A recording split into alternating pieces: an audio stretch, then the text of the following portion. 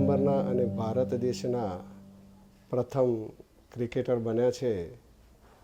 આજે આ સિદ્ધિ એ શું કલ્પના કરી શકીએ. અમારો પરિવાર ખૂબ આ સિદ્ધિને લઈને આનંદમાં છે.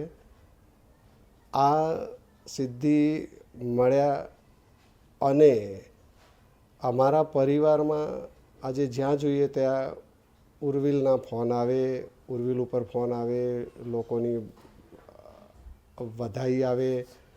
ખરેખર ઉર્વિલને જે મીડિયાના માધ્યમથી ખૂબ આગળ વધવાનો મોકો મળ્યો છે એવા સરકારશ્રી તરફથી પણ અમે એમના આભારી છીએ. ખૂબ ખૂબ આ મેસેજ અમારા માનનીય નરેન્દ્રભાઈ મોદી સાહેબ જો સાંભળશે તો અમને પણ ગર્વની લાગણી અનુભવ થશે અને અમે પણ ખૂબ આનંદિત થઈશું. માનનીય મોદી સાહેબના ગામના વતની છીએ. બસ એનાથી વિશેષ શું હોઈ શકે. આજે ઉર્વિલે દુનિયામાં નામ રોશન કર્યું છે અને ભારત દેશનું ગૌરવ વધાર્યું છે.